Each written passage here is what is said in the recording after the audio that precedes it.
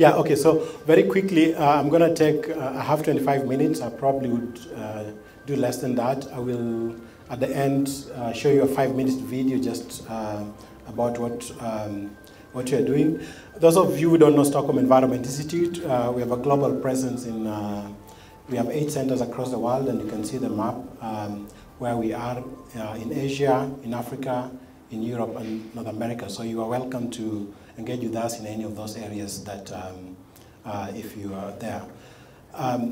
I just wanted to highlight one of the reasons I guess I'm here is because our mission is to bridge science and policy. And bridging science and policy is something that means you have to really think carefully in terms of generating evidence.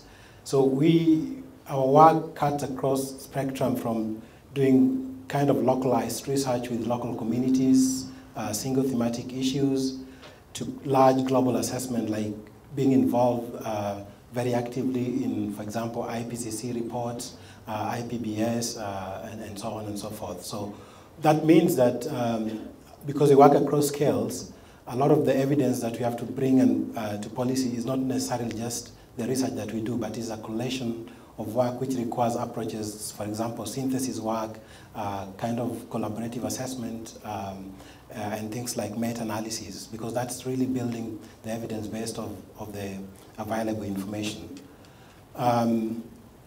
There are just 3 things I wanted also to note in my experience on just being engaged as a scientist who is getting a lot more into public policy space. One is that policy is very political and politics is local.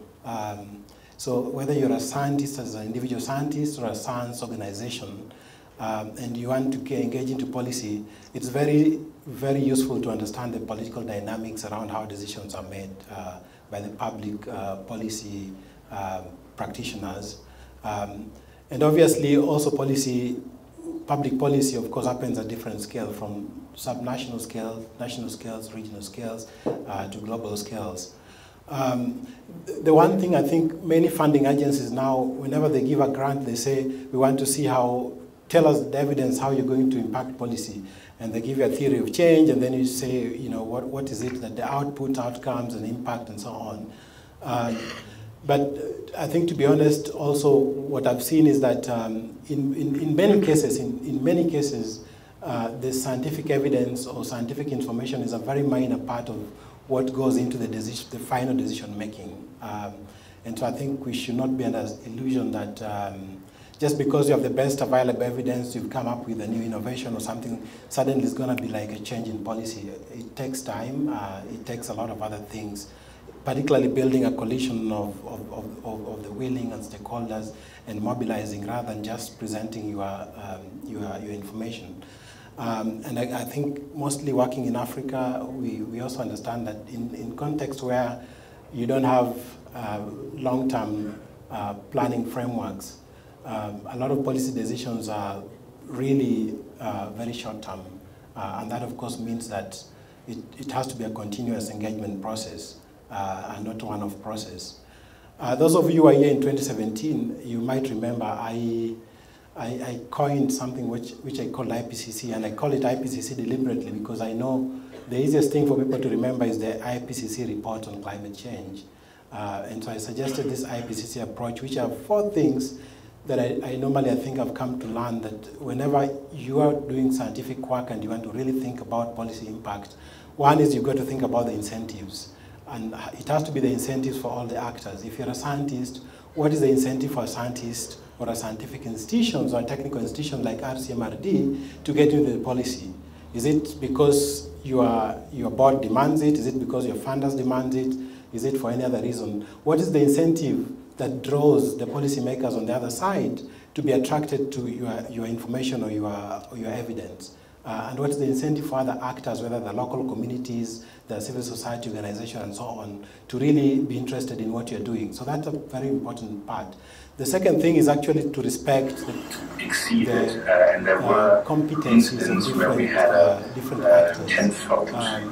I come from a science background. We very much put emphasis on scientific excellence. That does not mean that local communities are going to really care about whether we did research that was rigorous scientifically. No. So partnerships is very important so that you bring everybody on board and see the value that you're going to add to whatever processes are going on, public policy processes. And then capacities, of course. And I have to just come back to, I think the last presentation has been very illuminating for me. I think this is something that I'd like to follow up. But the capacity to process the kind of information that we generate, the capacity to use them, the capacity to allow users with different understanding and levels and political influence to translate that information to decision becomes a very critical thing to think about. And lastly, and most importantly, I think is communication. I think that has been emphasized in the previous studies. I will later on show you a video about this work, so I'm just going to tell you one of the things we've been doing in one part of Nairobi, informal settlement called Mukuru, is to actually pilot the use of low-cost mobile sensors for assessing personal exposure to air pollution, particularly what we call particulate matter.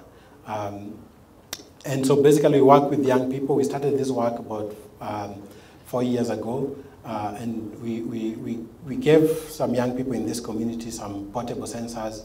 And if you work on air pollution, you know that there's a big division. That the division is, there are those who just concentrate on looking at indoor air pollution, and there are those who concentrate on looking at what they call outdoor or ambient air pollution. But if you think about it, you are the same individual that goes inside a building and is exposed there, and you're the same person that goes outside and you're exposed. So what really matters is actually the exposure of the individual. And this is one of the things that we really wanted to overcome by demonstrating how you can actually work with local communities in a very simplified way for them to be able to understand how they're exposed in a place which has very high pollution. So basically, we give them this portable sensor, they just carry it on their back, they tie it down, then they walk around the community in different places which they think they are hotspot, and then they keep a diary, a time activity diary, to be able to note some of the key environmental factors happening. So if you just want to see the results, and those of you who are talking about spatial data, this is an element of spatial data. If you want to look at the particle count per cubic foot of particulate matter, so this is just one individual in the community. And you can see this is 10:57 a.m., and where he has about 485 count per cubic foot of particulate matter. At 11:04, just a few minutes, he's in a place where it's going to 477, and then now he goes to a really place where he has a high exposure, 1,076, and then he goes to a place which is very close to an industry, which is now 4,705. So within almost less than an hour, you can see how, in a very micro scale, your exposure can be very different and can be very substantial. And this has implication, for example, in issues like if you're asthmatic, or a lot of respiratory illnesses are caused by particulate matter. And so one of the things we say, okay, once you have this kind of information, you can actually decide to choose where not to go and where to go, because you can be able to understand really the exposure that's happening. Now this work, why I'm saying this story, and I'll show you the video, is that for us it's been a journey, because when we started to do this work, when we had the opportunity to share the findings, we decided to call at least everybody else that we thought was working on air pollution in Kenya, whether government agencies, research organizations, universities, to share what the findings were. And that was in 2015, and out of that conference, people said, we do need a platform where we can be exchanging information with policymakers, communities, local organizations regularly. And as SEI, we have experience sort of running this kind of science policy practitioner platform. So we formed what is called Kenya Quality Network. And one of the things that we're doing with that network is we said every year we'll be having an annual conference. And to our surprise is that the first annual conference, which we had in 2016, which by the way I invited RCMRD, we had a presentation on looking at potential for using remote sensing for air pollution, which I'll show you how that has developed now. We had the permanent secretary in the Ministry of Environment, Mr. Sunkuli, and he said, this is the first time I'm sitting in a space where all the scientists that are doing work on air pollution in the country are showing me how bad the situation is. So as a ministry, we are going to start a process to develop a national air quality management strategy. That process is going on. I talked about a lot of things that you have to think about, but at least it's going on. In 2017, we had the people from the Nairobi County government. And again, they said Nairobi is the capital city, much of this research is in Nairobi, so we are going to develop a county air quality policy and a county air quality action plan, because in Kenya, air pollution is a devolved function. And in 2017, we had this taken to the UN Environment Assembly, and we started having discussions with UNEP. Now, when I talk about a platform, I'm very deliberate because, for example, the way we constructed our platform was to ensure that we have people that are working in different categories. We have people from government, regulators, people from research, people from neighborhood associations, local communities, and so on. Because that is the only way, universities that are doing teaching and so on, that is the only way you then start to make available information that help people take decisions. And each of those categories of stakeholders have different agencies. In other words, there are different ways they will use that information, and collectively, then you start to see a movement building up around an issue. So we arranged around looking at data and research, and particularly the issue of data and research. One of the biggest challenge that came up is just the number of foreign researchers that come in and do short-term studies and don't build local capacity.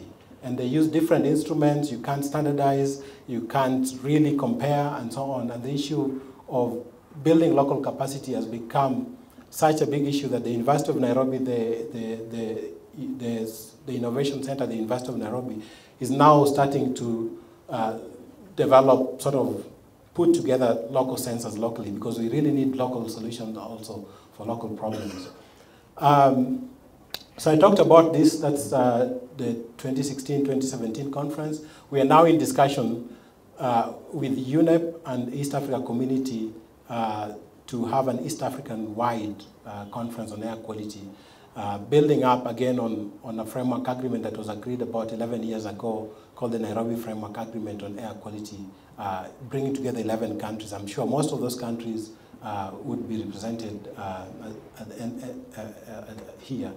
Now, when I just come back now to Nairobi, again, how do you ensure that there's legitimacy in making sure that the information that you have can be taken up by the county government, in this case, the County of Nairobi? So when the County of Nairobi approached us and say, can we work on an air pollution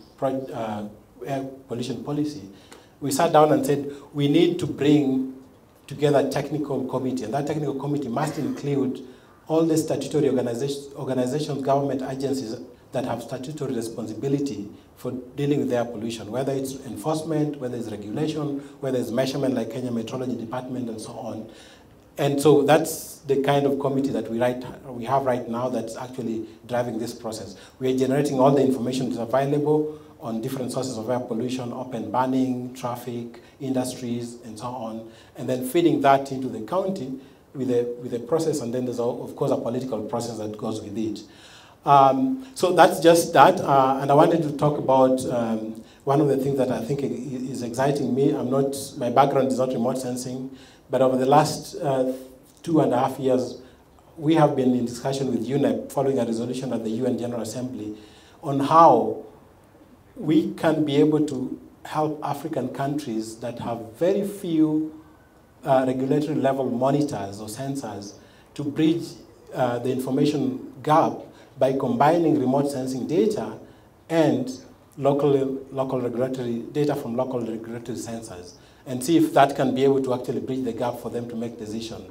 So, so the idea is you have surface measurements, and then you have satellite observations, and then you combine them. And we've been trying to pilot this in a few cities, basically in 4 countries: in Ethiopia, in Uganda, in Senegal. And I think the initial work we are doing together also with the University of Dalhousie in Canada is showing us that if you combine actually satellite data and data that you can measure, you get from the local on-ground sensors, you can actually be able to bridge that gap.